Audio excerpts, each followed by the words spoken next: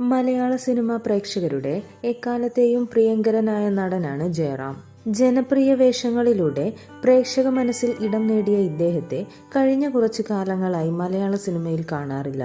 കഴിഞ്ഞ 1.5 വർഷമായി അന്യഭാഷാ ചിത്രങ്ങളിൽ ചെറിയ വേഷങ്ങൾ ചെയ്യുകയായിരുന്നു ജയറാം. ഇപ്പോഴിതാ മകനൊപ്പം പുതിയൊരു മലയാള സിനിമയിൽ അഭിനയിക്കാൻ ഒരുങ്ങുകയാണ് താരം. ഇതിനിടെ ഇത്രയും കാലം മലയാള സിനിമയിൽ അഭിനയിക്കാത്തതിന്റെ കാരണം ഒരു മാധ്യമത്തോട് വെളിപ്പെടുത്തിയിരിക്കുകയാണ് താരം.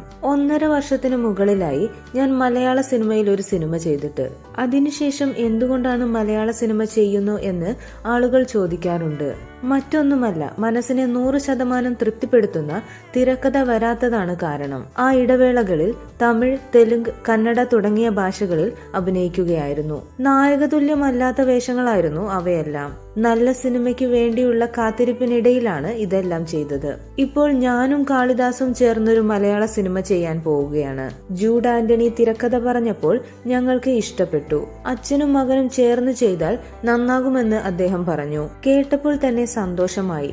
കാളിദാസനും മലയാളത്തിലേക്ക് ഓഫറുകൾ വരുന്നുണ്ടെങ്കിലും നല്ലതൊന്നുമല്ലായിരുന്നു. അങ്ങനെ അവനും ഇത്തരത്തിലൊരു ചിത്രം ചെയ്യാൻ കാത്തിരിക്കുകയായിരുന്നു. ഒരുപാട് സന്തോഷമുണ്ട്. കൂടുതൽ വാർത്തകൾക്കും വിശേഷങ്ങൾക്കുമായി ഈ ചാനൽ സബ്സ്ക്രൈബ് ചെയ്യുക.